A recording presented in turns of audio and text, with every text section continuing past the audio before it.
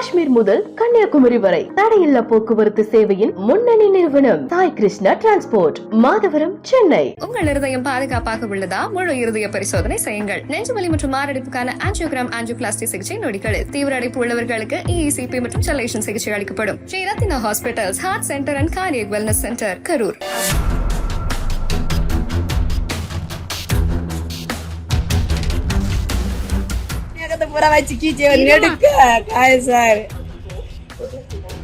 என் வாயெல்லாம் முடி பூரா சிசுரால கட் பண்ணி கொடுத்து விட்டுட்டாங்க சார். கழுத்துலலாம் அவங்க எப்படி பண்ணாங்க? நியூஸ் பேப்பர்ல நெருப்பு வச்சு ஏதாவது ஒன்று நான் பேச போனா இந்த மாதிரி உங்க அம்மாவை கொலை பண்ணிடுவேன், உங்க அம்மா உங்க தம்பி ஸ்கூல் போகும்போது பஸ் எல்லாரும் ஏற்றி கொண்டுடுவேன், உங்க வீட்டை எரிச்சிடுவேன். ஒரு வாரத்தை நான் ஊர்ல பெரிய மனுஷன் சொன்னா MLA வீட்டுல இருந்து ஃபோன் பண்ணியிருக்காங்கன்னு சொல்லி உங்க வீட்டே இல்லாத ஆக்கிடுவாங்க. ஒரு அட்வொகேட்ட போயிட்டு அவங்களா ஒரு 2 லட்சம் பணம் கட்டியிருக்கேன், இந்த மாதிரி நான் 3 வருஷம் இங்கே தான் இருப்பேன், இங்கேருந்து நான் ஏமாத்திட்டு போனேன்னா என் ஃபேமிலியை எங்கள் அம்மாவை ஸ்டேஷனில் வச்சிடலாம். எம்எல்ஏ பையன் இல்லை இப்போ எம்எல்ஏ இப்போ பிரசன்ட் எம்எல்ஏவா? பேரு கருணாநிதி, பல்லாவரத்துக்கு. அவங்க பையன் வீட்டுல தான் இருந்தாங்க. அவங்க பையன் வீட்டுல கருணாநிதி எம்எல்ஏ மகன்.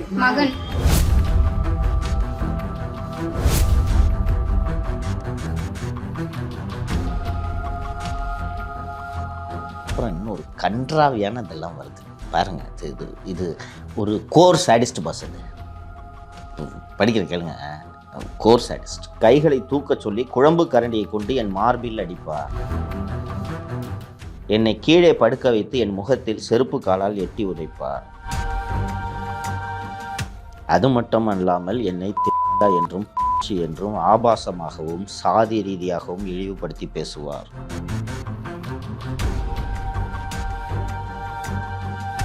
சினிமானா ஒக்கனையா எடுக்கிறீங்க. நிஜத்தில் தலித்துகளுக்கு என்ன நடக்குது?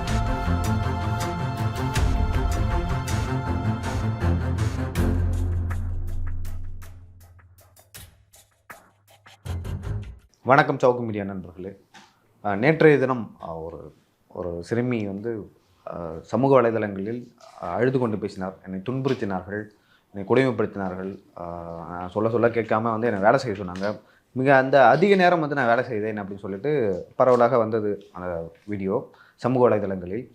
அது பல்லாவரம் MLA திரு கருணாநிதி அவர்கள் மருமகள் கொடுமைப்படுத்தியதால் அந்த சிறுமி அப்படி பாதிக்கப்பட்டாள் அப்படின்னு சொல்லிட்டு அனைத்து தரப்பிலும் குற்றம் சாட்டப்பட்டது. அதுவரையிலும் FIR பதிவு செய்யப்படவே இல்லை அந்த MLA மருமகளின் மீது. தற்போது பதிவு செய்யப்பட்டுள்ளது. பதிவு செய்யப்பட்டாலும் அரசியல் அழுத்தங்களால் சில நேரங்களில் நாம் நிறைய வழக்குகளை பார்த்துருப்போம், பின்வாங்கப்படும். ஆனால் வழக்கின் அந்த FIR போடுறாங்களா அதிலே மாற்றி போடுவார்கள் அப்படின்னு சொல்லுவாங்க. ஸோ இந்த வழக்கில் எப்படி FIR போடப்பட்டுள்ளது அப்படின்னு சொல்லிட்டு பல்வேறு விஷயங்கள் குறித்து பேச வைக்கிறோம். வாருங்கள் சார். வணக்கம். வணக்கம் இல்லையா. அதுக்கு முன்னாடி நேற்று இந்த விஷயம் நம்ம பேசணும். அது வரைக்குமே மெயின் ஸ்ட்ரீம் ஊடகங்கள் வழக்கம் போல் இது கையில் எடுக்கவே இல்லை. என்னைக்கு எடுத்திருக்காங்க. இதுக்கு பிறகு இதை அங்கே இருக்கிற ஒரு அங்குசம்னு ஒரு இதில் யூடியூப்பில் போட்டிருந்தாங்க. அதெல்லாம் நம்ம பார்த்தோம். நேற்று மாலை அவங்களையும் மிரட்டியோ என்ன பண்ணாங்கன்னு தெரில, அந்த யூடியூப்லேருந்து அந்த வீடியோ தூக்கப்பட்டது. இல்லையா? இல்லை. ஆனால் இது வழக்கமாக நடக்கிறது தான். இவங்க என்ன மறைச்சாலும் என்ன தூக்கினாலும் மற்றவங்க அதை ஸ்க்ரீன்ஷாட்டோ ஸ்க்ரீன் சேவரோ அதை எடுத்து பண்ணிவிடுவாங்க. அந்த மாதிரி அந்த வீடியோ முழு வீடியோ சமூக வலைதளங்களில் கடுமையாக பரவி பெரிய விமர்சனம் ஆச்சு. இது பற்றி யாருமே டிஎன்கே சைடில் யாருமே வழக்கமாக வர்ற இவங்க கூட யாருமே அதை பற்றி பேசவே இல்லை. நம்ம இன்றைக்கி பேசி காலையில் போட்டது நம்ம நேற்றே பேசிட்டோம். அது பெரிய அளவில் வைரல். அதில் நீங்கள் சொன்ன அந்த விஷயத்த சில பேர் குறிப்பிட்டே சொல்கிறாங்க. 99% குழந்தைகளாக நடத்துவாங்க, குடும்பத்தோடு நடத்துவாங்க. இந்த மாதிரி மண்டக்கருக்கு பிடிச்சவனுங்க சாட்டிஸ்டுகள் தான் 1% இருக்காங்கன்றது ரொம்ப அருமையாக பதிவு பண்ணாருன்னாங்க. இதுக்கப்புறம் பத்திக்கிச்சு காலையில் வழக்கு பதிவு பண்ணியிருக்காங்க. 4-5 செக்ஷன் பண்ணியிருக்காங்க. 506/1 மிரட்டல், 294B அவதூறாக பேசுதல், JJ ஆக்ட். அதுக்கு அந்த பொண்ணு 17 வயசுக்கு 18 வயசு ஆயிடுச்சு. எனக்கு வயது 18. JJ ஆக்ட் என்னன்னு தெரில. அது ப்ளஸ் SC/ST ஆக்டுன்னு சொல்கிறாங்க. 2 பேர் மேலேயும் போட்டிருக்காங்க. இதுதான் இப்போதைய அப்டேட்டு. இந்த டீட்டெயில்ஸ் வந்தவுடனே நம்ம அப்டேட் பண்ணலாம். இது இந்த பொண்ணோட இந்த இன்சிடெண்ட் இதெல்லாம் திமுக அரசை பாதித்து கொண்டிருக்கக்கூடிய புற்றுநோயின் அறிகுறி அப்படின்னு தான் நான் பார்க்குறேன். திமுக அரசு புற்றுநோயால் அரிக்கப்பட்டு கொண்டிருக்கிறது. அதாவது அந்த உயிர் நாடியே அரிக்கப்பட்டு கொண்டிருக்கிறது. அதோட சிம்டம் தான் இது. தொடர்ந்து நம்ம சேனலில் அரசு எப்படி தான் தோன்றித்தனமாக நடந்து கொண்டிருக்கிறது, முதல்வருக்கு தெரியாமலே எல்லாம் நடக்கிறது என்பதை நாம் தொடர்ந்து பதிவு செய்து கொண்டு வருகிறோம். நீங்கள் நடத்துவது ஒரு அரசு. ஃபஸ்ட்டு நீங்கள் அரசு நடத்தும்போது மாநிலத்தில் என்ன நடக்குதுன்றது பத்திரிகைகளுக்கு முன்னாடி உங்களுக்கு தெரியணும். உளவுத்துறை இருக்குது, ரிப்போர்ட் வந்துடும். உளவுத்துறை தான் தலைப்புச் செய்திகளை தீர்மானிக்கலையோ. இன்றைக்கி ஒரு சம்பவத்தை பண்ணிவிட்டு கூப்பிட்டு இதை பேஜ் 1 வைன்னு சொல்லுவாங்க, கேட்பாங்க. இப்படி தான் நான் சொல்லியிருக்கேன்ல, உளவுத்துறைக்கும் இப்போலாம் மோகனம் உறவு. தீர்மானிக்கிறார். இப்போலாம் மோகனம் தீர்மானிக்கிறார். மோகன் தான் தீர்மானிக்கிறார். ஸோ அந்த மாதிரி கூப்பிட்டு அவங்க தான் முடிவு பண்ணுவாங்க. நாளைக்கு என்ன வரும்ன்றது, 4 மணிக்கு என்ன வரும்னு அதுதான் வந்திருக்கும். இப்படி தெரியும், இப்படிலாம் இருந்துச்சு. ஜாஃபர் காலத்தில் கூட இப்படி தான் இருந்துச்சு. அவர் தான் முடிவு பண்ணுவார். இது போக ஊடகங்களில் வரும் செய்திகளை அரசு கவனத்தில் கொள்ள வேண்டும். நான் கலைஞர் கருணாநிதி பற்றி பல முறை சொல்லியிருக்கேன். அவர் ஜாஃபரை ஒரு நண்பர்கிட்ட சொல்லியிருக்காராம். காலை 4:30க்கு ஃபோன் வருமா. தினபூமியில் 7வது பக்கத்தில் கீழே சிங்கிள் காலத்தில் ஒரு நியூஸ் வந்துருக்குது, அது என்னன்றதை ஃபாலோ பண்ணுன்னு சொல்லுவாராம். ஜாஃபர் சொல்லுவாராம், தினபூமின்னு ஒரு பேப்பர் வருது, அதில் இந்த எடிஷன் இருக்குது, அதில் 7 பக்கம் இருக்குது, 7வது பக்கத்தில் சிங்கிள் காலம் நியூஸ் ஒன்று வந்திருக்குன்றதெல்லாம் நான் அப்போ தேடி எடுக்கணும். ஒரு வாட்டி தினபூமியில் கேட்டாங்கன்னா அது மறுநாள் இது தினபூமி கரெக்டாக படிச்சு வச்சுட்டு எல்லா முக்கியமான விஷயம் படிச்சு வச்சுட்டு ரெடியாக உட்காந்துருக்குறது. இப்படி இருப்பார். துக்ளக்கில் ஒரு 2 பேஜ், நான் சொல்கிறது பழைய துக்ளக்கு, இது குப்பை காகிதத்தை பற்றி நான் பேச விரும்பலை, ஷோவோட துக்ளக்கை பற்றி பேச விரும்புகிறேன். அதில் ஒரு 2 பேஜ் சிவிக் சொசைட்டி ப்ராப்ளம்ஸ் பற்றி வரும். சாக்கடை அடிச்சுக்குது, விலகரியில் அப்படின்றதெல்லாம் வரும். அதை எடுத்து பார்த்துட்டு ராஜமாணிக்கத்தை கூப்பிட்டு சம்மந்தப்பட்ட அதிகாரிகிட்ட கூப்பிட்டு இதை சரி பண்ணிவிட்டு சோட்டை ஒரு வார்த்தை பேசுகிற சொல்லு. இது அவரோட வழக்கம். ஒரு தகவல் சொல்லிட்டா, தீக்கதிர் பத்திரிகையை ரொம்ப கடுமையாக தீக்கதிரையும் அப்படி தான் பார்ப்பார். தீக்கதிர் போடுறவன் எவனா ஒருத்தர் அன்னைக்கு அறிவாலயத்தை போட மாட்டாங்க. மாநில குழு அளவுக்கு ஃபோன் வருமா. அதனால் மாநில குழு கூட்டங்களில் அடிக்கடி பேசுவாங்க. முதல்வர் கலைஞர் தீக்கதிரை படிக்கிறாரு அப்படின்னு ஒரு விஷயம் வரலைன்னா உடனே ஃபோன் பண்ணி கேட்டுடுறாரு. அதுக்கு தீக்கதிருக்கு அவர் முக்கியத்துவம் கொடுக்கறதுக்கு காரணம் என்னென்னா, கம்யூனிஸ்ட் கட்சி என்றால் என்ன என்ற புரிதல் கருணாநிதிக்கு இருந்தது. இந்த பாகுபாடு, கூட்டணி கட்சி அதெல்லாம் பார்க்க அதெல்லாம் கிடையாது. அவங்க உண்மை தான் பேசுவாங்க. மக்கள் பிரச்சனைக்காக தான் குரல் கொடுப்பாங்க. கவர்மெண்ட் விளம்பரம் வருதுன்றதுக்காக நியூஸ் போட மாட்டாங்க. ஸோ அதில் ஒரு செய்தி வந்திருக்குன்னா அது உண்மையாக தான் இருக்கும். அவங்க என்ன குறைஞ்சபட்சம் ஜனங்களுக்கு இதை செஞ்சு கொடுன்னு கேட்குறாங்க. அது நம்மளால் செய்ய முடியும், செஞ்சு கொடுத்துரு, அதுக்கு தானே அவன் பத்திரிகை நடத்துகிறான். இது அவரோட பார்வை. எருமை மாட்டின் மீது மழை பெய்தது போல் ஒரு அரசாங்கம் இருந்தால் எப்படி இருக்கும் என்றால் அது திரு ஸ்டாலின் அரசாங்கம் தான் உதாரணமாக சொல்லும். நான் ஏன் இந்த புள்ள விஷயத்தை பேசும்போது இதை பேசுகிறேன்னா, இது என்ன முதல் முறையா? ஒரு சைக்கோ போலீஸ்காரன் சரளகல்ல எடுத்து பல்ல உடைக்கிறான், வாய்க்குள்ளே ஈரலெல்லாம் சரளகல்ல தேய்க்கிறான்றத அவன் மேலே எஃப்ஐஆர் போடுறதுக்கு 1 மாதம் போராட வேண்டியதுச்சு. ஞாபகம் இருக்கா? பெரிய அளவில் சமூக அளவில் எல்லா இதுலேயும் மீடியாவும் பேசின பிறகு எல்லாரும் பேசினவருக்கு 1 மாதம் ஆச்சா? அப்புறம் அவருக்கு சாங்ஷன் கொடுக்கறதுக்கு திருப்பி நம்ம லோன்னு கத்தணும். கள்ளச்சாராய சாவு நடந்துச்சுன்னா, டிஸ்ட்ரிக்ட் எஸ்பியை சஸ்பெண்ட் பண்ணுறீங்க, ப்ரொஹிபிஷன் எஸ்பியை தொட கூட இல்லையா? ஏன்னா இன்னும் ப்ரொஹிபிஷன் எஸ்பியை மாற்றலை சார். நீங்கள் 22 நிமிஷம் ரோட்டில் பெக்கான்னு முடிச்சுக்கிட்டு நின்றுட்டு இருந்ததுக்கு காரணம் மூர்த்தின்ற டிஐஜி சார் அப்படின்றத விரிவாக எடுத்து பதிவு பண்ணோன்னா அந்த மூர்த்தி தூக்கி திருநெல்வேலி கமிஷனர் ஆகுறாங்க. அது ரொம்ப நாளைக்கு போகிறோம். இது மாதிரி நான் பட்டியலிட்டுக்கிட்டே போவேன்.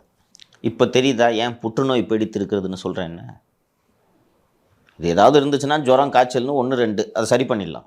புற்றுநோய் எப்படி சரி பண்ணுவீங்க? அந்த புற்றுநோயோட நீட்சி தான் இந்த புள்ள கொடுத்த புகார். நான் படிக்கிறேன், நீங்கள் பார்த்துருப்பீங்க, வீடியோலாம் பார்த்துருப்பீங்க. நான் இப்போவும் சொல்கிறேன் முத்தலீஃப், அது பொண்ணு சொல்லுன்றதுக்காக நீங்கள் நம்ப வேணாம். யாராவது அழுது கண்ணீர் விட்டு அது உண்மையாக தான் இருக்குன்ட்டுலாம் நான் நம்ப மாட்டேன். எதுவாக இருந்தாலும் விசாரிங்க, தீர விசாரிப்பதே மெய். அந்த பொண்ணு பொய் புகாரை கூட சொல்லியிருக்கலாம். ஆனால் அந்த பொண்ணு சொல்கிறது உண்மையாக இல்லையான்னு விசாரிக்க வேண்டியது காவல்துறையின் கடமை இல்லையா? It's open and shut case, very simple. நம்ம நேற்று நிகழ்ச்சியிலே பேசியிருந்தோம், அந்த பொண்ணு சொல்கிறது உண்மையா இல்லையன்றது கண்டுபிடிக்கிறதுலாம் ஒன்றும் பெருசாக நீங்கள் நியூக்ளியர் சயின்ஸ்லாம் படிச்சுட்டு வரணும்னு அவசியம் இல்லை. 7 மாதம் அந்த பிள்ளை எங்கே இருந்துச்சு, ரொம்ப சிம்பிளாக பண்ணி 5 நிமிஷத்தை நம்ம ஆஃபீஸர்ஸ் கண்டுபிடிச்சிடுவாங்க. அது எனக்கு தெரியும். புள்ள போய் சொல்லுதா உண்மை சொல்லுதான். இது 2 நாள் ஆகுதா சோஷியல் மீடியாவில் வந்து? சோஷியல் மீடியா வந்து 2 நாள் ஆகுது. இந்த விஷயம் நமக்கு எல்லாருக்குமே கசிய ஆரம்பிச்சது ஒரு 4 நாள், கிட்டத்தட்ட 4 நாளைக்கு முன்னாடி நடந்தது. நாம் இன்றைக்கி நாகரிகம் அடைந்த மனிதர்களாக பேண்ட் சட்டெல்லாம் போட்டு நல்ல நவநாகரிக உடைகள் உடுத்தி சுற்றி கொண்டிருந்தாலும் நம்மில் ஒரு சிலருக்கு மனதில் வக்ர எண்ணங்கள்ன்றது இருக்குது. அவங்கள தான் நாம் எல்லாரும் சமுதாயத்தில் அமைதியாக வாழ்கிறதுக்கு இந்த வக்ர எண்ணம் படைத்தவர்கள் ஆபத்தானவர்கள்ன்றதுனால தான் கோர்ட் வச்சுருக்கோம், சட்டம் வச்சுருக்கோம். அவங்கள பிடிச்சி நீ வெளியில் இருந்தன்னா சொசைட்டிக்கு ஆபத்து, நீ அங்கே போயிரு. இப்படி எல்லா காலகட்டத்திலையும் எல்லா ஊர்லேயும் இந்த மாதிரி சைக்கோஸ் இருப்பாங்க. நீங்கள் அது ஒன்றும் பண்ண முடியாது. இது மாதிரி ஒரு 4 நாளைக்கு முன்னாடி ஒரு சொன்ன மாதிரி எங்கேயோ ஒரு லோக்கல் சேனலில் வருது. வந்த உடனே இன்டெலிஜென்ஸ் இதை பார்த்துட்டு இது என்ன அப்படின்னு பார்த்துட்டு லோக்கலில் உடனே எஸ்பி ஸ்பெஷல் பிரான்ச்சை சொன்னோன்னா, ஸ்பெஷல் பிரான்ச்சுக்கு ஃபோன் பண்ணி என்னாச்சுன்னு பாருங்க அப்படின்னு ஸ்பெஷல் பிரான்ச் இன்ஸ்பெக்டர்கிட்ட சொன்னோன்னா அவர் யாரோ கான்ஸ்டபிள் சொல்ல போட்டு நேராக போய் ஃபஸ்ட்டு அந்த வீட்டில் போய் விசாரிக்கணும். விசாரித்தோடனே அறிக்கை கொடுத்துருவாங்க. சார் இது நடந்தது உண்மை சார். இல்லை, உளுந்தூர்பேட்டை போலீஸு இங்கே வந்துட்டாங்க. இங்கே வந்து ஆளுமனை கொடுத்தா தெரிய ஆரம்பிக்குது. ஓவர் த ஃபோன் முடிச்சிடலாமோ தெளிவு. இது ஒன்றும் பெரிய கம்ப சுற்றலாம் கிடையாது.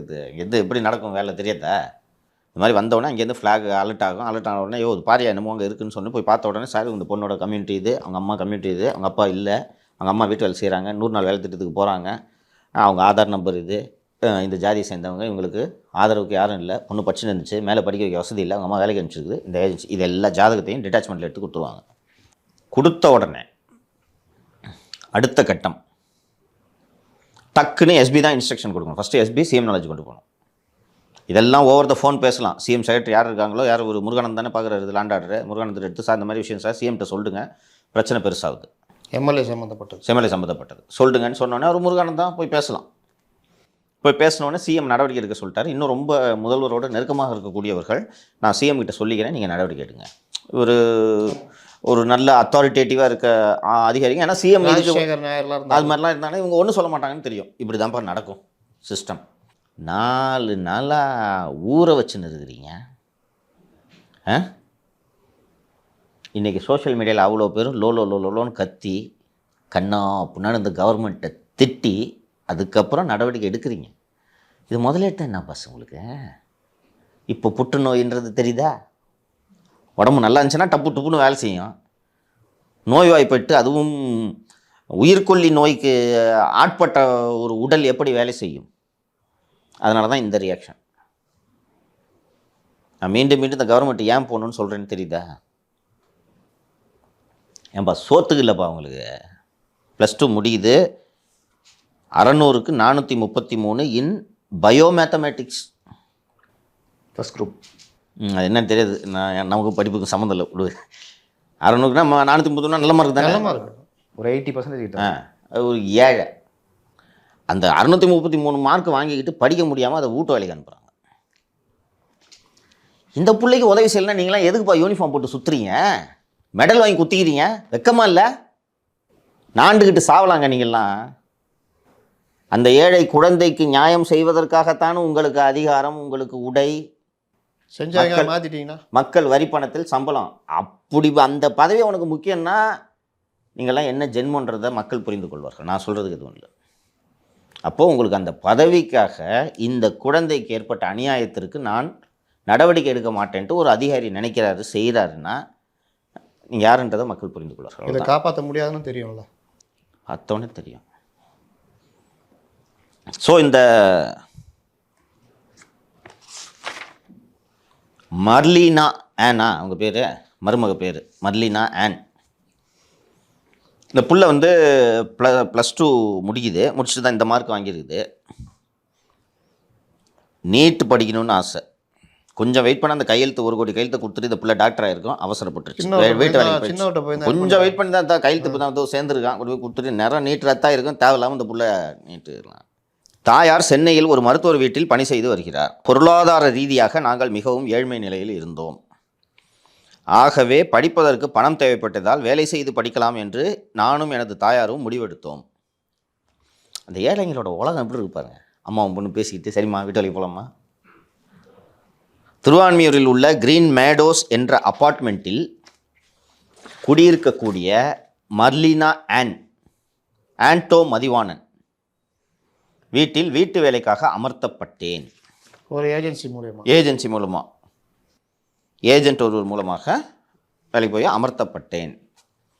ஆண்டோ மதிவாணனின் தந்தை இ. கருணாநிதி.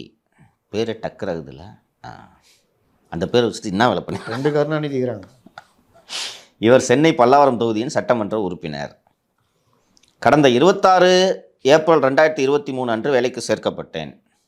ஏப்ரல் 8 மாதம் தான். வேலையில் சேரும்போது சமையலுக்கு காய்கறிகளை நறுக்கி கொடுக்க வேண்டும், வீட்டினை சுத்தம் செய்ய வேண்டும் என்று கூறித்தான் வேலைக்கு எடுத்தனர். மாதந்தோறும் எனக்கு 16,000 சம்பளம் என்று பேசப்பட்டது. எனக்கு சொன்ன வேலையை விட காலை மதியம் இரவு என்று உணவினை சமைக்க கூறினார் மர்லினா. எனக்கு சமையல் அவ்வளவாக தெரியாது என்று கூறினேன். இதை மனதில் வைத்துக்கொண்டு வேலைக்கு சேர்ந்த 2வது நாளே வேலை சரியாக செய்யவில்லை என்றும் கூறி மர்லினா என்னை கன்னத்தில் அறைந்தார். முதல் ஸ்டெப்.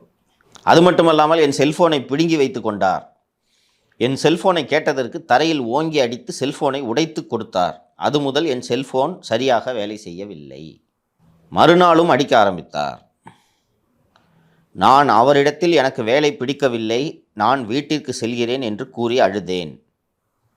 உடனே ஏஜென்ட் சித்ராவையும் என் தாயார் செல்வி ஆகியோரையும் மர்லினா வீட்டிற்கு அழைத்தார். நான் 6 மாதம் வேலை செய்ய வேண்டும் என்று ஒப்பந்தத்தில் கையெழுத்து வாங்கினார். இதெல்லாம் சட்டப்படி செல்லாது, படிக்காத ஜனங்கள்ல சட்டப்படி செல்லாது. நான் எழுதி வச்சுக்க அக்ரிமெண்ட், வெள்ளை பேப்பரில் கையெழுத்து எழுதி வச்சுக்க. பார்த்துறீங்களா? வெள்ளை பேப்பரில் கீழே கையெழுத்து வாங்கி வச்சுக்குவாங்க.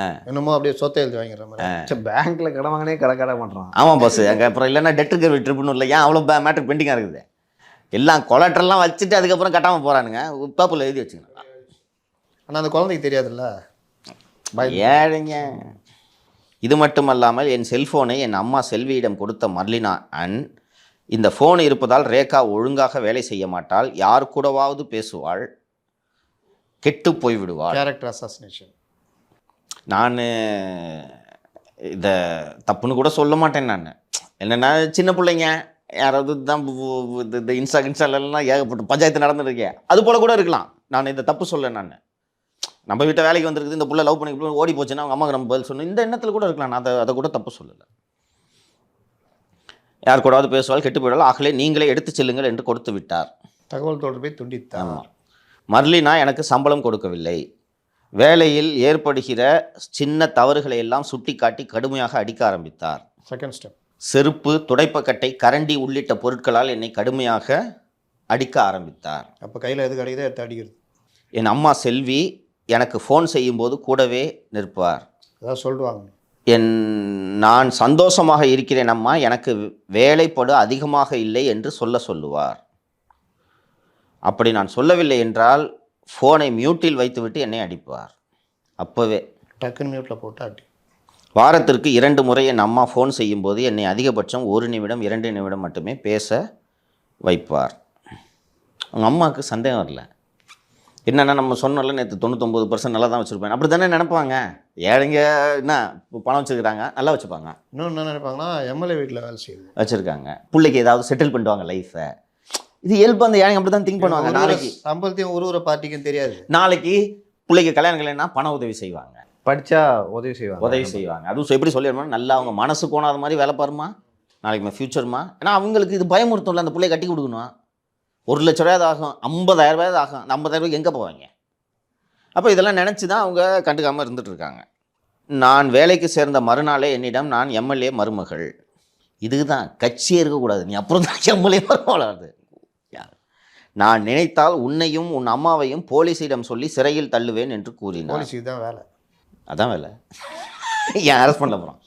சரி, இப்போ பேசிகிட்டு இருக்கோம், ரெக்கார்ட் பண்ணிருக்கோம், மணி என்ன 2 அரெஸ்ட் பண்ணிட்டாங்க. அதுக்கு தனியாக நீங்கள் வீடியோ பண்ணணும். அதுக்கு தான் இந்த வீடியோ. இதெல்லாம் பார்த்தாது, இது பார்த்தாது. ஏரியா எப்படி அரெஸ்ட் பண்ணாமல் போகிறாங்கன்னு பார்த்துடலாம். அரெஸ்ட் பண்ணாமல் இருக்கிறேன், இன்னொரு வீடியோ பண்ணலாம். போலீஸில் தள்ளுவேன். நானும் அவர்கள் பெரிய இடம் என்று பயந்து இங்கே நடப்பதை என் அம்மாவிடம் சொல்லவில்லை. சொல்கிறோம்ல, அதான் 2 மாதம் கடந்து என் அம்மா செல்வி மர்லினாவுக்கு ஃபோன் செய்து என் மகளை வீட்டுக்கு அனுப்பி வைத்து விடுங்கள், நான் அவளை படிக்க வைக்க வேண்டும் என்று கூறினார். இந்த இடத்துல தான் ட்விஸ்ட்டு.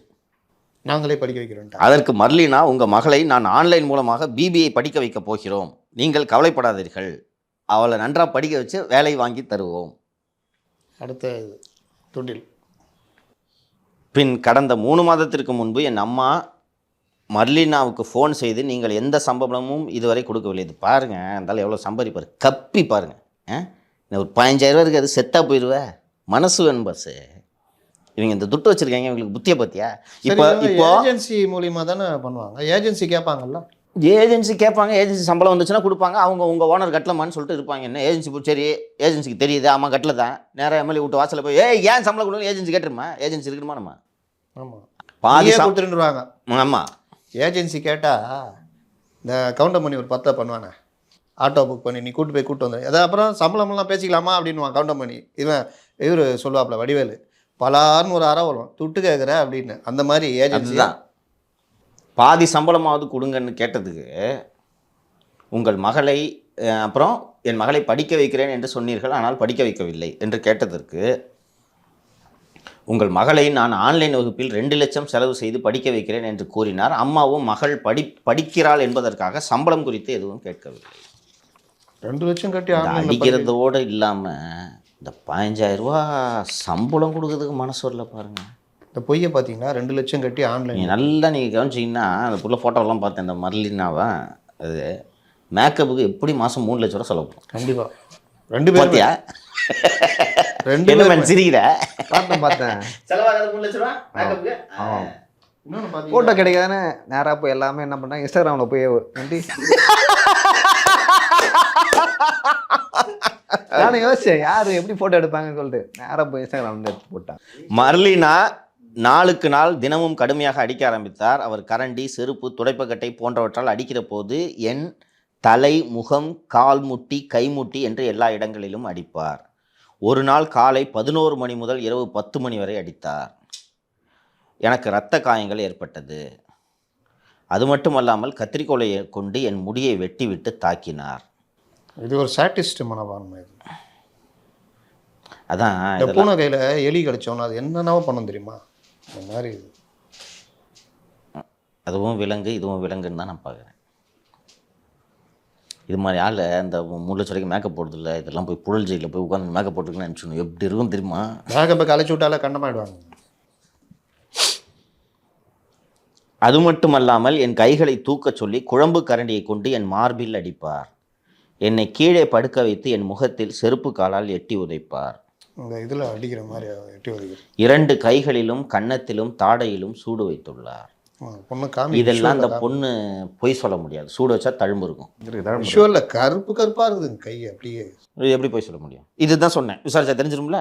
கை கட்டணுமா சூடு வச்சாங்க எங்கம்மா அப்படின்னு கேட்டோம்னா தழும்பு கடை தழும்புச்சா முடிஞ்சு. கழுத்து இப்படி காமிக்குது, இடம் ஃபுல்லாக கருப்பா. ஒரு நாள் என்னை ஆடைகளை கழற்றி நிர்வாணமாக்கி கடுமையாக தாக்கினார். அதுவும் கிட்டத்தட்ட சாட்டிஸ்ட் மனப்பான்மை. காலால் எட்டியும் உதைத்தார். அவர் என்னை கடுமையாக தாக்குகிற போதெல்லாம் வீட்டில் இருக்கக்கூடிய சிசிடிவி கேமராவை ஆஃப் செய்து விடுவார். ஒருமுறை அவர்களது 4 வயது மகள் ஆண்டோ மதிவாணனிடம் அம்மா தொடர்ந்து ரேகாவை அடிக்கிறார் என்று சொன்னதற்கு அவர் கேமராவை எடுத்து பரிசோதனை பண்ணி பார்த்தார். அப்போது அந்த நாளில் கேமரா அணைத்து வைக்கப்பட்டிருந்தது. எவ்வளோ கிரிமினல் இருந்தால் அணைச்சிட்டு எவிடன்ஸ் இல்லாமல் அடிக்கிது பாருங்கள். ஆண்டோ மதிவாணனும் என்னை 2 முறை அடித்திருக்கிறார். அவர்கிட்ட இந்த மாதிரி சொல்லியிருக்கோம். அவர் வந்து அதை மாற்றி சொன்னோன்னா அவருக்கும் வெறுப்பாக இருக்கும். அவரும் அடிக்க ஆரம்பிச்சிட்டார். கவுண்டர் பண்ணி படத்தில் வரும்ல, அவன் என்ன இல்லைன்னு சொல்கிறது. நான் சொல்கிறேன் இல்லை போடா இல்லை போ. ஒரு முறை தனது மனைவி மர்லினாவிடம், நீ அந்த நாயை என்ன வேண்டுமானாலும் செய்து கொள், சொன்னல, என் குழந்தை முன்னால் அடிக்காதே, குழந்தை பாதிக்கப்படுகிறது. அது முதல் அவர்களுக்கு இடையே பிரச்சனை வந்தது. அதற்கும் நான் தான் காரணம் என்று கூறி மர்லினா என்னை கடுமையாக அடித்து சித்திரவதை செய்தார். இது இந்த மர்லினாக்கு புத்தியை பாருங்க. உன் குழந்தை நல்லா வளரணும், அதுவும் இன்னொரு அம்மாவோட குழந்தை தானே அது. அவங்க அப்பனை பாருங்க. இந்த வன்முறை அந்த குழந்தையுடைய மனசில் வன்முறை எண்ணங்களை விதைக்க. இல்லை, நீ அடி, குழந்தைக்கு முன்னாடி அடிக்காது. அதான் வன்முறை எண்ணம் பாருங்க. நீங்கள் இன்னொரு கோணத்தில் இதை பார்க்கணும். வேலைக்கு வந்த புள்ளியவே இவ்வளோ டார்ச்சர்னா ஆண்டோ மதிவானன் இன்னும் டார்ச்சர் பண்ணியிருக்கோம். அது கருணாநிதிக்கு தான் கேட்கணும். இந்த அம்மாவை பற்றி சொல்லி ஒரே சண்டை போட்டு தனி கூட்டு வந்துட்டாங்க. அவர் மதிவானன்ட்ட கூப்பிட்டு என்ன என் ஒய்ஃப் இப்படி அடிச்சு நிற்குது, சூடு வைக்குது, நீ பாட்டு பார்த்துக்கலாம் சார், தழும்ப பாருங்க சார். சிண்ட்லர்ஸ் லிஸ்ட்னு ஒரு படம் வந்துச்சு தெரியுமா? இது ஒரு நிமிஷம், இதுக்கப்புறம் இன்னொரு கன்றாவியான இதெல்லாம் வருது பாருங்க. இது ஒரு கோர் சாடிஸ்ட் பாஸ். அது படிக்கிற கேளுங்க, கோர் சாடிஸ்ட். ஒரு முறை என்னை கடுமையாக அடிப்பதை அவர்களது குழந்தை பார்த்துவிட்டு அழுதாள். அவளை சமாதானப்படுத்துவதற்காக என்னை பாட்டு பாடிக்கொண்டே ஆடச் சொன்னார். நானும் ஆடினேன். பின்னால் நின்று இடிக்கல்லால் என்னை முதுகில் குத்தி நன்றாக ஆடுடி என்று தாக்கினார். இதனால் எனக்கு முதுகில் காயம் ஏற்பட்டது. ஏதேனும் வேளையில் தவறு செய்துவிட்டால் மிளகாய்த்தூளை தண்ணீரில் கரைத்து குடிக்க சொல்வார். அவன் பேட்டியில் சொல்லியிருக்கு. குடிக்காமல் இருந்தால் கரண்டியை எடுத்து தாக்குவார். இதுவரை 3 முறை மிளகாய் பொடி தண்ணீர் குடித்திருக்கிறேன். குடித்த பிறகு எரியுமா? தண்ணி கேட்டால் தண்ணி கொடுக்க மாட்டேன். காலை 6:30 மணி முதல் இரவு 1 மணி வரை வீட்டு வேலை செய்ய வேண்டும். நான் செய்த ரேஷன் அரிசி உணவினை ஃப்ரிட்ஜில் வைத்து பாருங்க, அவங்க சமைக்கிற சோத்தை கூட கொடுக்கல. இதுக்கு மட்டும் ரேஷன் அரிசி உணவினை ஃப்ரிட்ஜில் வைத்து சாப்பிட நிர்பந்திக்கப்பட்டேன். கடந்த 8 மாதமாக நான் அடி வாங்காத நாட்களே கிடையாது. தினமும் என்னை அடித்து துன்புறுத்துவார். நீயும் உன் அம்மாவும் ரெட் லைட் ஏரியாவிற்கு சென்றால் நன்றாக சம்பாதிப்பீர்கள். உங்கள் வீட்டில் வைத்தே தொழிலை செய்தால் நன்றாக சம்பாதிப்பீர்கள் என்று இழிவுபடுத்தினார். அது மட்டுமில்லாமல் என்னிடம் படிப்பிற்காக 2 லட்சம் ரூபாய் கட்டியிருக்கிறோம், இதனால் நீ 3 வருடம் வேலை செய்ய வேண்டும் என்றும், தவறும் பட்சத்தில் என் மீதும் என் தம்பி மீதும் என் அம்மா மீதும் எந்த நடவடிக்கையும் எடுக்கலாம் என்று எழுதப்பட்ட ஒப்பந்தத்தில் கையெழுத்து வாங்கினார்கள். அது மட்டுமல்லாமல் என்னை என்றும் ஆபாசமாகவும் சாதி ரீதியாகவும் இழிவுபடுத்தி பேசுவார். ஒன்றுமில்லாத நாய் என்று அடிக்கடி சொல்லி காட்டுவார். எனது உடைகளை எல்லாம் எனக்கு என்று ஒதுக்கப்பட்ட கழிவறையில் வைக்கும்படி கூறினார். அது மட்டுமல்லாமல் நீ தனியாக சமைத்து சாப்பிடு, நீ பரநாய், நானும் நீயும் ஒன்று இல்லை, என் சாப்பாட்டை நீ சாப்பிடக்கூடாது என்று எனக்கு 1 மூட்டை ரேஷன் அரிசி வாங்கி கொடுத்தார். என் தாயாரிடம் ஆன்லைன் வகுப்பு சேர்த்து விட்டதாக கூறினாலும் ஒரு நாள் கூட நான் ஆன்லைன் வகுப்பில் கலந்து கொண்டதில்லை. என்னை எந்த கல்லூரியிலும் சேர்த்து விடவில்லை. அது மட்டுமல்லாமல் மர்லினாவும் ஆண்டோ மதிவாணனும் வெளியே செல்லும்போது என்னை வீட்டிற்குள் வைத்து பூட்டிவிட்டுத்தான் செல்வார்கள். யாராவது வீட்டிற்கு வந்தால் என் உடலில் இருக்கிற காயத்தை காட்டி காட்டி அவளே சுட்டு கொண்டாள், அவளே இடித்து கொண்டாள் என்று என் மீது பழியை போடுவார். அவர்கள் முன்பு என்னிடம் சிரித்து பேசி நல்லவர் போன்று காட்டிக்கொள்வார். இது எல்லாரும் சாட்டிஸ்ட்னு பண்ணுற வேலை தான். என் அம்மாவும் சென்னையில் பணி செய்து வருவதனால் என்னை பார்க்க வீட்டிற்கு வருகிறோம் என்று சொன்னபோது மர்லினா, நாங்கள் தற்போது சென்னையில் இல்லை, பெங்களூருக்கு வேலை விஷயமாக வந்திருக்கிறோம், இங்குதான் தங்கியிருக்கிறோம் என்று கூறினார். அதனால் அம்மாவும் பெங்களூரில் தங்கியிருக்கிறோம் என்று நம்பிக்கொண்டார். 12/1/2024 அன்று மதியம் 2 மணி அளவில் நான் துணி காய வைக்கவில்லை என்று கூறி குழம்பு கரண்டியால் வலது கண் மற்றும் நெற்றி பகுதியில் கடுமையாக தாக்கி மர்லினா எனக்கு இரத்த காயத்தை ஏற்படுத்தினார். கருப்பாக இருந்தது பேட்டியில். கடந்த 14/1/2024 அன்று என் அம்மா மர்லினாவிடம் தயவு செய்து என் மகளை வீட்டிற்கு அனுப்பி வையுங்கள், அவளை பார்த்து 8 மாதம் ஆகிவிட்டது என்று கோபமாக கூற 15/1/2024 அன்று மர்லினா, ஆண்டோ இருவரும் அப்புறம் அவங்களோட பெற்றோர்கள், மர்லினாவின் பெற்றோர்கள் ஆகியோர் என்னை சொந்த ஊரான திருநறுங்குன்றத்திற்கு அழைத்து வந்தனர். ஓந்தூர்பேட்டை. என்னை பார்த்ததும் என் அம்மா செல்வி பதட்டத்துடன் உன் மீது என்ன இவ்வளவு காயம் என்று கேட்டார். அதற்கு மர்லினா அவளாகவே கபோர்டில் இடித்து கொண்டார் என்று கூறினார். அவர்கள் சென்ற பிறகு எனக்கு நடந்த கொடுமைகளை அம்மாவிடம் கூறினேன். மர்லினா மற்றும் மதிவாணன் ஆகியோர் என்னை அடித்ததனால் உடல் ரீதியாக பாதிக்கப்பட்டிருந்தேன். தலையிலும் உடல் முழுவதும் வலி இருந்தது. 16/1/2024 இவங்களுக்கு பொங்கல் லீவு ஆக்சுவலாக 16/1/2024 அன்று உளுந்தூர்பேட்டை அரசு மருத்துவமனையில் சிகிச்சை எடுத்துக்கொண்டேன். அங்கிருந்த மருத்துவர்களிடம் எனக்கு நடந்த கொடுமையை சொன்னேன். இதன் அடிப்படையில் 17/1/2024 அன்று இரவு 10 மணி முதல் 18/1/2024 அன்று விடியற்காலை 1:40 மணி வரை சென்னை நீலாங்கரை அனைத்து மகளிர் காவல் நிலைய போலீசார் விசாரித்து என்னிடம் வாக்குமூலம் வாங்கி சென்றனர். மேலும் என்னை படிக்க வைப்பதாக கூறி என்னுடைய 10ஆம் வகுப்பு மற்றும் 12ஆம் வகுப்பு சான்றிதழ் ஆதார் போன்றவற்றை மர்லினா வாங்கி வைத்து கொண்டுள்ளார், அதை வாங்கித்தாங்க அப்படின்னு கேட்குது இந்த புள்ள. பட்டியல் சாதி இந்து ஆதி திராவிட சமூகத்தைச் சேர்ந்த அதான் இந்தந்த வழக்கு பிரிவுகளெல்லாம் வழக்கு பதிவு செய்து கைது செய்யணும்னு சொல்லியிருக்காங்க. அது கம்ப்ளைண்ட்லாம் டேட்லாம் சைஸாக வாங்கியிருக்காங்க. 18/1 தான் டேட்டு. உடனே எஃப்ஐஆர் போட்ட மாதிரி காட்டுறது. அது நடவடிக்கை எடுக்கிறாங்களேன்றதை பார்க்கணும். சமூக வலைத்தளங்கள் இல்லைன்னா இந்த பிள்ளையோட கதின்னா, யூடியூப் சேனல்ஸ் இல்லைன்னா சுத்தமாக மூடி மறைச்சிருப்பாங்க. ஏன்னா மெயின் ஸ்ட்ரீம் மீடியாக்கள் யாருமே இதை தொடரும். ஒன்று சொல்லிட்டா, நேற்று அவங்க சைடில் அங்கே லோக்கல் ரிப்போர்ட்டர்ஸ்லாம் கூப்பிட்டு மூடி மறைக்க முயற்சி பண்ணியிருக்காங்க. எவ்வளோ பெரிய முட்டாள்தனம்! இவங்க மட்டுமா உலகம்? இந்த சிஸ்டம் எப்படி வந்து ஒரு உணர்வு இல்லாமல் மறத்து போய் விட்டது தெரியுதா? நீங்கள் சொன்னீங்கல்ல அந்த போஸ்ட்டில் இருக்க முடியாதுன்னு, அது ஒன்று தானே. இங்கே தூக்கில் போட முடியுமா ஐபிஎஸ் ஆஃபீஸரை? ஐபிஎஸ்லேருந்து வெளியே அனுப்ப முடியுமா? முடியுமா? அதிகபட்சம் மாற்றம் பண்ண முடியும். They are appointed by the president of India. அவ்வளோ ஈஸியாக கிளர்க்கையே வேலையை விட்டு எடுக்க முடியாது. என்ன எடுக்கிறதுக்கே 15 வருஷம் கஷ்டப்பட்டாங்க. ஐபிஎஸ் ஆஃபீஸெலாம் அவ்வளோ எளிதாக பண்ண முடியாது. என்ன பண்ணிவிடுவாங்க? அந்த குழந்தைக்கு நியாயம் கொடுக்கலாம். நீங்களாம் எதுக்கு சார் அதிகாரியாக இருக்கீங்க? 41 நோட்டீஸ் சர்வ் பண்ணி எம்எல்ஏ மருமகளை நீ வா ஸ்டேஷனில் வந்து ஏதாவது பேசிக்கணும். ஃபஸ்ட்டு அந்த ப்ராசஸை ஸ்டார்ட் பண்ணுங்க. இப்போது ஒரு டிசி வந்து எம்எல்ஏ மருமகளுக்கு சம்மனை கொடுன்னு சொல்லி இன்ஸ்பெக்டர்கிட்ட சொல்லி சம்மனை கொடுத்துட்றாரு. என்ன வானம் இஞ்சி விழுந்துருமா? கூப்பிட்டு கேட்பாங்க, யோ என்ன ஆளுங்கட்சிக்காரன் மருமக மேலே போட்டிருக்கேன்னா, சார் பாருங்கள் சார், அதை வீடியோ பாருங்கள் சார். ஒன்றும் பண்ண முடியாது. பாருங்கள் சார், இதை விட சொல்கிறீங்களா? ஆட்சியை தான் கட்சியை தான் இதை விட சொல்கிறீங்களா? இல்லை அவங்கள அந்த கேஸை விசாரிக்காத நீங்கள் எழுத்துப்பூர்வமாக உத்தரவு கொடுங்க சார், நான் விட்டுறேன் சார். இது பண்ண முடியுமா? முடியாது. அவ்வளோ எரிச்சு ஓடி போயிடுவாங்க. ஒரு அதிகாரி கூட இதை பண்ணணும்னு தோணல பார்த்தீங்களா? சொல்லவே மாட்டேன்றாங்க. எது கேட்டாலும் கம்ப்ளைண்ட் ரெஜிஸ்டர்டா, இதுவா, எஃப்ஐஆர் போட்டுனா, அதை கூட சொல்ல இது இல்லை. ஒரு உயர் அதிகாரி கீழே இருக்கிற எல்லாருக்குமே பத்திரிகையாளர் யார் எது கேட்டாலும் சொல்லக்கூடாதுன்னு வாய்மொழி உத்தரவு கடுமையாக. என்னையா ஜென்மங்க நீங்களா? நான் கேட்குறேன். எவ்வளோ நாளைக்கு மறைப்பீங்க? இல்லை மறைப்பீங்க இல்லை, நீங்களாம் என்ன ஜென்மம்? ஒரு மனசு கொதிக்க வேணாம்? உங்கள் வீட்டு பிள்ளைங்க ஸ்கூல் போகிறதுக்கு, ஆடுறதுக்கு, தலை தோட்டி விடுறதுக்கு, உங்கள் வீட்டு நாய் குளிப்பாடுறதுக்கெலாம் வீட்டில் 4 கான்ஸ்டபிள் வச்சுருக்கிறீங்களே நீங்கள். அதுவும் குழந்தை தானே. அதுக்கு படிக்கணும்னு ஆசை இருந்து படிக்க முடியாமல் தானேங்க அப்படி போயிருக்கு. இவ்வளோ % மார்க் வாங்கியிருக்குது.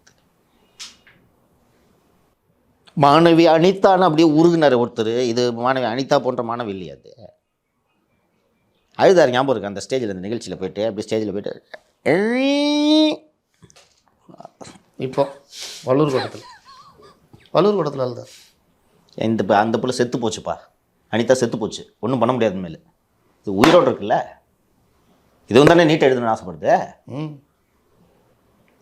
என்ன பண்ணிட்டு இருக்காரு சின்னவர்? தெரியாதா? ஆட்சி நடத்தணும்னு ஆசை தெரியாதியா? ஒரு விஷயத்த சொல்கிறேன். ஆல்டரை போய் பார்த்தேன், ஞாபகம் இருக்கா? 3 மணிக்கு நம்ம போனேன் உள்ள மதியம்.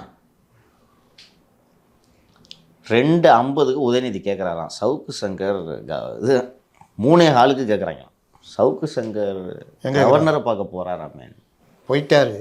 யோ நேற்று நைட்டுலேருந்து பத்தி எரியுது. ஊருக்கே தெரியும். முதல் நைட்டு இந்த நியூஸ் லீக் ஆயிடுச்சு, ஞாபகம் இருக்கா? பத்தி எரியுதுன்னா இவர் 3:15. அவர் போய் 1/4 மணி நேரம் ஆகுதுங்க. உள்ளதாங்க இருக்கார், பேசினுக்கிறாருங்க. இதுதான் இவர் டக்கு. மில்லர் படத்தில் அந்த உரிமைகளுக்காக போராடுற மேட்டரை மட்டும் நீங்கள் காட்டுகளை ஸ்க்ரீனில் போட்டு முறுக்கம் அப்படியே அந்த இந்த வடிவேலுக்கு தானே ஒரு படத்தில் இருந்தார். அது மாதிரி நம்ம சின்னவர் அந்த மாதிரி ஸ்க்ரீனில் உரிமைகள் பறிக்கப்பட்டால் போதும் தான். ஸ்க்ரீனில் இது காதுக்கே போகாதுங்க. அப்போ நீங்கள் சொன்னீங்க உளவுத்துறை அதிகாரிங்க அவரையும் போய் பார்க்குறாங்க, ஒரு காப்பி அவரும் கேட்குறாரு அப்படின்னு. ஃபஸ்ட்டு உளவுத்துறை அறிக்கையில் என்ன இருக்கணுன்றது தெரியணும். உளவுத்துறை அறிக்கை கைக்கு வந்தோடனே சரியா உளுந்தூர்பேட்டில் இந்த மாதிரி ஒரு சின்ன பிள்ளையை போட்டு இப்படி கொடுமைப்படுத்திருக்காங்களே எங்கள் கட்சிக்கார எம்எல்ஏ, ஏன் அது உளவுத்துறை அறிக்கையில் வரலன்னு கேட்டால் அடுத்த வாட்டி கரெக்டாக கொண்டு வந்து கொடுப்பாங்க. ஓ இதான் உளவுத்துறை அறிக்கையா? 3 பக்கம் இருக்குது. உளவு பஸ்லாம் படிக்க முடியாது. தினேஷ் ஒரு செந்திலை கூப்பிடுங்க. செந்தில் ஃபஸ்ட்டு என்னன்னு சொல்லுவா. சின்ன இதை மட்டும் சொல்லுங்கள் அப்படின்னு. இதை இந்த உளவுத்துறை அறிக்கையவே ஒரு வீடியோவாக எடுத்து ஒரு பெரிய ஸ்க்ரீனில் வந்து நீங்கள் போட்டிங்கன்னா சின்னவர் பார்ப்பார். கூட ஒரு பாட்டு, டான்ஸு, நல்ல லொக்கேல்ஸு இங்கெல்லாம் வச்சு நீங்கள் இந்த உளவுத்துறை அறிக்கையை படிக்கணும். செந்தில் வேலை டெய்லி படித்து அதை ஏதாவது ப்ரிவியூ தேட்டரில் போட்டால் உளவுத்துறை அறிக்கை வீடியோ வடிவில் அப்படின்னா டெய்லி பார்த்துட்டு நல்லா இருக்குது. அடுத்த வாட்டி ஹீரோயினை மாற்ற சொல்லுங்கள். சரி, அவர்கிட்ட பேட்டிலாம் எடுக்கிறாங்க, அவங்களும் அதை கேட்டுடலாம். பேட்டி தனியாக வச்சுக்குவோம். வர்றேன். அது வேற ஒரு எபிசோடாவே போடும். தனி எபிசோட் இல்லை இது சம்பவம் நடந்தப்போ தான் அதுவும் நடக்கும். இருக்குடா, இது இருக்குது, அந்த பேட்டிக்கு தனியாக சம்பவம் இருக்குது. என்னங்க ஏன் வந்து இந்த சிஸ்டமே நில குலைஞ்சு போச்சுன்னு சொல்கிறேன்றது தெரியுதா? ஒரு அரசியல்வாதி இதை பண்ணாதன்னு சொன்னாலும் மீறி காவல்துறை இது போன்ற விஷயங்கள்ல செய்யலாம். சார் அவர் ஆளுங்கட்சி எம்எல்ஏ இருக்கலாம் சார், இதெல்லாம் பார்த்துட்டு பொறுத்துருக்க முடியாது சார், வேறு ஏதாவது மேட்ரு இருந்தால் சொல்லுங்கள், இதெல்லாம் நான் சும்மா இருக்க மாட்டேன், வர சொல்லுங்கள், ரிமாண்ட் பண்ணுவோம். இன்னொரு கோணம், மீன் போட்டவங்களை நைட்டு போய் வீட்டை தூக்குறீங்க. 41 அங்கே எங்கே போச்சு? தூக்குறீங்களா இல்லையா? கூப்பிடலாம். மீன் போட்டவங்களை வீட்டுக்கு போய் தூக்குறீங்களா இல்லையா? ராத்திரி 11 மணிக்கு விடிய காத்தால. அது மாதிரி மர்ம வீட்டுக்கு போக வேண்டியதுதானே? நினச்சி பார்ப்பாங்களா? இப்போ தெரியுதா நான் சொல்கிற ஆபத்து தெரியுதா? காவல்துறை ஏன் கூலிப்படன்னு சொல்கிறேன்னு தெரியுதா?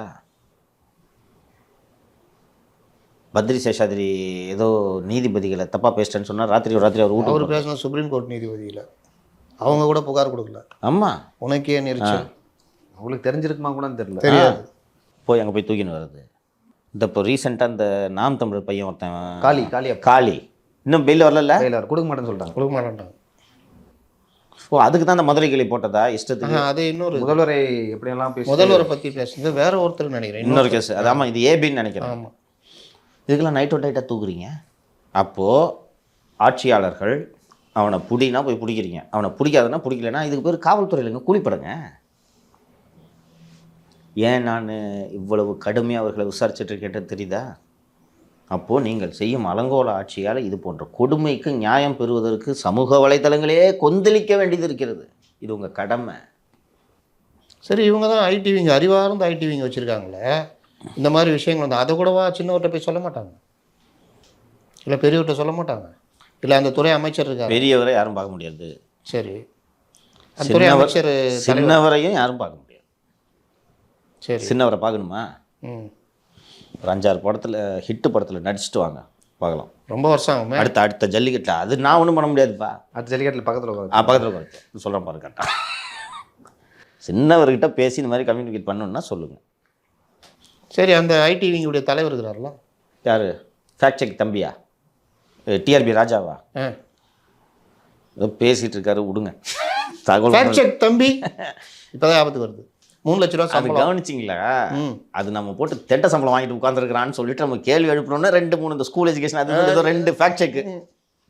அது எதுக்குன்னா நாளைக்கு கோர்ட்டில் போயிட்டு இந்த வார்த்தை எடுத்து வைப்பாங்க. ஏன் சார் 5 மாதம் தெண்ட சம்பளம் வாங்கிட்டு இருக்கேன் சார், மாதம் 3 லட்ச ரூபா. இந்த பாருங்க சார், இல்லையே, ஒரு ஃபேக்ட் செக் பண்ணி ட்வீட் போட்டிருக்கேன். அறிவாலயம் பக்கம் போன காருக்கு 4 சக்கரம் என்று போட்டிருந்தார்கள். இல்லை, அதுக்கு 6 சக்கரம். 6 சக்கரம் மல்டி ஆக்சல். ஆமாம், எக்ஸ்யூ கார், அது சாதா கார்னு சொல்லிட்டாங்க. இதுக்கு தான் சொல்கிறேன், காவல்துறை உங்கள் கட்டுப்பாட்டில் இல்லை. இப்போது நீங்கள் எனக்கு கரெக்டாக சொல்லுங்கள், கருணாநிதி மருமகள் மீது வழக்கு பதிவு செய்யக்கூடாது, விசாரிக்கக்கூடாது அப்படின்ட்டு ஸ்டாலின் சொல்லியிருப்பார் நினைக்கிறீங்க? அவருக்கு இந்த விஷயமே போயிருக்காது. ஸ்டாலின் சொல்லியிருக்க மாட்டார் இல்லையா? அப்போ அந்த எம்எல்ஏ சொல்லி நீங்கள் வழக்கு பதிவு செய்யாமல் இருக்கீங்க, கரெக்டாக? எம்எல்ஏ கூட இப்போ சொல்லிக்கிறாரு, நான் இது எதில் தலையிட விரும்பவில்லை. இங்கேருந்து போயிருக்காங்க சார் உளுந்தூர்பேட்டைக்கு. கொண்டு போயிட்டு விஷயம் வெளியே தெரிஞ்ச உடனே உளுந்தூர்பேட்டை போயிருக்காங்க. அவங்க ஃபேமிலி மெம்பர்ஸ் போயிட்டு அங்கே இருக்கிற எம்எல்ஏ மணிகண்ணன் அவர்கிட்டையும் பேசியிருக்காங்க. அங்கே இருக்கிற விடுதலை சிறுத்தைகள், ஏன்னா தலித் இல்லை இந்த சிறுமி, அங்கே இருக்கிற விடுதலை சிறுத்தை தலைவர்கிட்டையும் பேசிடுறாங்க. பேசி முடித்து அதன் பிறகு வந்து அந்த சிறுமிகிட்ட கேட்கும்பொழுது, அந்த வீடியோ போட்ட பிறகு கேட்கும்பொழுது வந்து அந்த சிறுமி வந்து மழுப்பி சொல்கிறது, எனக்கு இல்லை அப்படிலாம் நடக்கலை, எதை சொல்லணுமோ அதை மட்டும் சொல்லிக்கிட்டு அதெல்லாம் விட்டுருக்கு. எனக்கு தெரிஞ்சதான் ஜெயா நியூஸ் தான் சார், நியூஸ் ஜெயிலில் ஜெயா நியூஸ் மட்டும் தான் போட்டிருக்காங்க அந்த விஷயத்தை எடுத்து, மற்ற யாருமே போடல. மற்றவங்க யாரும் போய் கேட்கும்போது இல்லை அந்த பொண்ணை மாற்றி பேசுறது இல்லையோ அப்படின்னு சொல்லிட்டு சொன்னாங்க.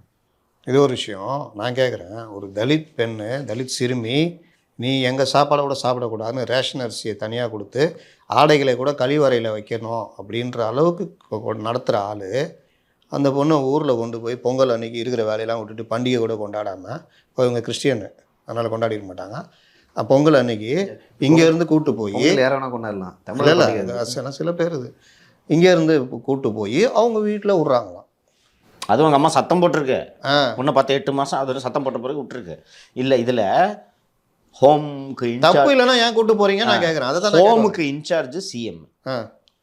ஆனால் அந்த ஹோம் மினிஸ்டருக்கே தெரியாமல் எம்எல்ஏங்கள்லாம் சேர்ந்து லோக்கல் ஆளுங்கக்கிட்ட பேசி போடாத எஃப்ஐஆர். அப்போது இந்த காவல்துறை கண்காணிப்பாளர்கள், சரக டிஐஜிக்கள், ஜோனல் ஐஜிக்கள். உளுந்தூர்பேட்டைன்னா நார்த்தில் தானே வரும். நம்ம கண்ணம்பா, கண்ணன் சாராயம் அவங்க சட்டம் ஒழுங்கு ஏடிஜி என்ன பண்ணுறாரு. இவங்க தேடிட்டு இருக்காரு. அத்தனை பேரும் முதல்வருக்காக வேலை செய்யலை என்று தெரியுதா? ஹோம் மினிஸ்டர்கிட்ட நீங்கள் ரிப்போர்ட் பண்ணல, ஹோம் மினிஸ்டர்கிட்ட உண்மையை மறைக்கிறீங்க. விக்டிம் எப்படிங்க நீங்கள் போய் இது பண்ணுவீங்க, பேசி நீ வாபஸ் வாங்கு, நீ இது பண்ணுவீங்க. இந்த சைடில் என்ன சொல்லியிருக்காங்க? இது போலீஸ்க்கு தெரியாமல் நடக்குமா? எப்படி நீங்கள் விக்டிம் அனுமதிக்கிறீங்க தானே நீங்கள் ஒரு எம்எல்ஏவுக்காக? என்ன சிஸ்டங்க இது? என்ன சிஸ்டம் இது? இந்த புள்ள ஒரு குழந்தைய போட்டு சூடு வச்சு அடிச்சு 8 மாதம் மிளகா தண்ணி குடிலாம் என்ன பஸ் இது? ஏதோ ஒரு நாள் 2 நாள் நடந்தால் கோவத்தில் ஏதோ பண்ணிட்டாங்க. அது கோவத்தில் கூட மிளகா பொடி கலந்த தண்ணியெல்லாம் அதுதான் சொல்கிறேன். கோவத்தில் போ மூஞ்சில் முடியாது ஒரு அடி கூட விட்டுறேன்ப்பா. அந்த மாதிரி கூட அது கூட மன்னிச்சு விட்டுலாம். ரூம் போட்டு யோசிச்சிருக்குது ஒவ்வொரு கொடுமையும் எப்படி பண்ணலான்னு. 8 மாதமாக பண்ணியிருக்கு. பேப்பரை கொளுத்தி வாய்கிட்ட சுடுறது. இந்த புள்ள கம்ப்ளைண்ட்டில் எழுதலை, அபார்ஷன் பண்ணேன்னு ரெக்கார்டு கிரியேட் பண்ணி ஒன்று அசிங்கப்படுத்திடுவோம். 2-3 தடவை பண்ணேன்னு டாக்டர்கிட்ட சர்டிஃபிகேட் வாங்கி வச்சு ஒன்று அசிங்கப்படுத்திடும். பயம் எப்படி பயப்படும் அந்த பசங்க. 17-18 வயசு பொண்ணுக்கு எவ்வளோ பயம் வரும் அந்த மாதிரி. சென்னையே தெரியாது அந்த பொண்ணுக்கு. கிராமம் அது அது ஒரு பக்கா கிராமம் சார் அந்த சைடில். வீட்டை விட்டு வெளியில் போகும்போது பூட்டிட்டு போனால் என்ன பண்ணது? ஃபோன் இல்லை, கம்யூனிகேஷன். தற்கொலை பண்ணிச்சுன்னா என்ன பண்ணுவேன்? இன்னொன்று தெரியுமா, இந்த பொண்ணு பேட்டி கொடுக்கும்போது அவங்க அம்மா கதறி அழுகுறாங்க அந்த சைடில். இது எப்படி நம்ம பொய்ன்னு எடுத்துக்க முடியும்? இது சொல்ல சொல்ல சவுண்டு பயங்கரமாக கதறி அழுகுறாங்க. அப்போ தானே தெரியுது அவங்களுக்கு. 1 நாள் 2 நாளில் தான் அந்த விஷயங்கள்லாம் தெரியுது. இப்போது அனிதாக்காக மேடையில் கண்ணீர் விட்டதெல்லாம் நாடகன்றது தெரியுதா? நாடகம் தான், வேற என்ன? துட்டு வாங்கிட்டு ஸ்க்ரீனில் நடிக்க சொன்னால் நடிக்கிறது இல்லை, அரசியல் மேடையில் போய் நடிச்சுனுக்குது அனிதா. அது அவங்களுக்கு எனக்கு செம்ம சிரிப்பு வந்துச்சு. உதயநிதி கண்ணீர் விட்டார்னு நம்ம நியூஸ் சேனல்ஸ்லாம் கண்ணீர் விட்டார் அப்படின்னு போட்டாங்க. எனக்கு சிரிப்பு வந்துச்சு. ஏய், சினிமாவில் நடிக்க சொல்ல ஒழுங்காக நடிக்கிறதுல இங்கே வந்து நடிச்சுனுக்கிறியா நீ? ப்ராக்டிஸ் பண்ணுறது. சைக்கிள் ஓட்டினால பென்சிங்கன்னு போடுற ஊடகங்கள் தானே. கண்ணீர் விட்டால் அதை வந்து எப்படி தலைப்பு மாற்றி போட்டு பேஜ் கொண்டு வரலாம் தான். அண்டு நம்மை போன்ற யூடியூப் சேனல்களோட பங்கு இந்த ஜனநாயகத்துக்கு எவ்வளோ முக்கியன்றது இது போல் பல சம்பவங்களால் உறுதிப்படுத்தப்பட்டிருக்கு. தெளிவு இந்த திமுக ஆட்சி வந்ததுலேருந்தே நம்ம பார்த்தோம்னா மெயின் ஸ்ட்ரீம் மீடியா டெட்டு. அந்த ஆல்டர்னேட்டிவ் மீடியாவான யூடியூப் போன்ற ஊடகங்கள் நீங்கள் தொடக்கத்திலே குறிப்பிட்ட மாதிரி யூடியூப் ஊடகங்கள் இதை எடுத்து போட ஆரம்பித்த உடனே மெயின் ஸ்ட்ரீம் மீடியா வேறு வழியின்றி வழக்கு பதிவு செய்ய முடியும். அப்படி அதுக்கு முன்னாடி நியூஸ் போடலாம். முன்னாடி ஏன் இப்போ ஸ்டோரி பண்ண சொன்னா கேட்குறேன். ஒரு நீ வந்து கிரைம்னு சொல்லிட்டு பெரிய கிரைம்னு சொல்லிட்டு எங்கேயோ ஒரு கிராமத்தில் நடக்கிற குடும்பத்துக்கு நடக்கிற சண்டை எடுத்து ஒரு பேக்கேஜ் பண்ணுறீங்கல்ல, இது எவ்வளோ பெரிய விஷயம். ஒரு எம்எல்ஏ அவங்களுடைய மருமக 8 மாதமாக வீட்டில் வச்சு கடுமையாக கொடுமைப்படுத்துறியா, விதவிதமாக யோசிச்சு கொடுமைப்படுத்துறியா, இதை ஒரு பேக்கேஜ் பண்ணுங்க நம்ம. நல்லா ஹிட் ஆகும், பயங்கரமாக போகும். ஹிட்டு அவங்களுக்கு ஆகிடும். கூப்பிட்டு அங்கேருந்து வரும் டிஐபிஆர்லேருந்து உடனே எடுக்கிறீங்களா சார்? அதை தாண்டி இப்போது எனக்கு என்னென்னா திமுக ஒரு பேக்வர்ட் கிளாஸ் கட்சின்னு சொல்லுவாங்க. அவங்க அப்படி தான் பண்ணுவாங்க. ஜாஜரி நீங்கள் சுற்றி வளைச்சி பேசாத இல்லையோ, நான் வெளிப்படையாக சொல்கிறேன், திமுக ஒரு தலித் விரோத கட்சி, அவ்வளோதான். ஆமாம், இந்த அண்ணா திமுகவை ஒப்பிடும்போது நான் திமுகவை தலித் விரோத கட்சின்னு சொல்கிறேன். அது அந்த டிஎன்ஏல இருக்குது. திருமாவளவனே உட்கார வச்சாங்க சார் சேரில். நீங்கள் பார்த்துருக்கலாம் நிறையா ஃபோட்டோஸு. நான் அது அந்த லெகசியை பாரு. நான் இவங்க இன்றைக்கி இருக்கவங்க எப்படின்றத நான் சொல்ல, அந்த கட்சி உருவான வரலாறை நீ பார்த்தோன்னா தெரியும். ரெட்டியார், முதலியார், பிள்ளை இவர்கள் தானே தலைமை பொறுப்பில் இருந்தார்கள். அதை உடைச்சவர் கருணாநிதி, அதை மறுக்க முடியாது. ஆனாலும் அவர் அது அந்த வழியை புரிஞ்சுக்கிட்டு அவர் வந்து பிற்படுத்தப்பட்ட மக்கள் ஒரு பீரியட்ல கூட இதெல்லாம் இல்லைங்க. சமத்துவபுரங்கள் உருவாக்குனது பல விஷயங்கள் மேலவளவு அவர் பீரியட்ல தான் நடந்துச்சு. அதனால இருக்கு, அவருக்கு இது புரியும், கட்டி வைப்பார். என்கேபிபி ராஜா ஒருத்தர் சவுக்கில் சாட்டையெல்லாம் அடிச்சு இந்த 2006 கவர்மெண்ட்டில் தானே அது நடந்தது. அது தலித்துன்னு நினைக்கிறேன் அந்த விக்டிம் ஃபேமிலி. எனக்கு ஐம் நாட் ஷியோர். இது மாதிரி நிறைய நடக்கும். ஏன்னா கட்சியை பண்ணையார் கட்சி இது. இப்போ ராஜகண்ணப்பன் நடத்தினார்ல ஒரு ஆஃபீஸ், ராஜகண்ணப்பன் நடத்தினார். இயல்பாக வருது. இவர் நம்ம ஏட்டையா சொல்லியா, என் டிரைவரே ஒரு அரிஜன் தெரியுமா? கலைஞர் போட்ட பிச்சை. டிரைவர் அரிஜனாக இருக்கட்டும், மனுஷன் தானே. எருமாட்டை வச்சா வண்டி ஓட்டுற. அவர் கொண்டு வந்த சாப்பாடையே நான் சாப்பிட்டேன். நாங்கள் தலித் வீட்டிலெல்லாம் சாப்பிடுவோம் தெரியுமா? ஸோ இவங்களோட டிஎன்ஏலே இருக்காது. புதுசில் அந்த கோயிலில் ஒருத்தன் திட்டினான்றது சொன்னாலே இது மாதிரி இந்த கவர்மெண்ட் வந்து எத்தனை சம்பவம் நடந்திருக்கு, தென் தமிழகத்தில் எவ்வளவு சாதி ரீதியான விஷயங்கள் நடந்தது. அந்த 10 ஆண்டுகளை விட இந்த 3 ஆண்டுகளில் மிக அதிக அளவில் வன்கொடுமை விசிபிளாக தெரியுதா? இல்லை அதிமுகலையும் அங்கே ஜாதி பார்ப்பாங்க சார். இருக்கு. வெளிப்படையாக அப்படின்னா வயலன்ஸ் இல்லை பாஸ், நான் சிம்பிளாக சொல்கிறேன் பாஸ், இந்த அளவுக்கு வயலன்ஸ் இருக்காது. அமைச்சர்களும் வந்து அப்படி இருக்கும். உங்களுக்கு காஸ்ட் இல்லாத இந்த சொசைட்டியில் தான் இருக்குது. என்ன ஏடிஎம்கே மட்டும் நான் வானத்துலேருந்து சந்திரமண்டலத்துலேருந்து வந்துச்சா? இங்கே தான் இருக்கேன். பட் இந்த அளவுக்கு மோசம் கிடையாது. அதுக்காக நான் வந்து அதிமுக ஆட்சியில் தலித் வீட்டில் பொண்ணு எடுப்பாங்கன்னு பரம புனிதர்கள்லாம் பட் இந்த அரகன்ஸ் இருக்குல்ல, ரெஸ்பெக்ட் பண்ணுவாங்க சார். அவங்களுக்கு எப்படின்னா நீங்கள் எங்களுக்கு தேவை, நாங்கள் உங்களுக்கு தேவை, அவ்வளோதான். சேர்ந்து வாழ்வோம்.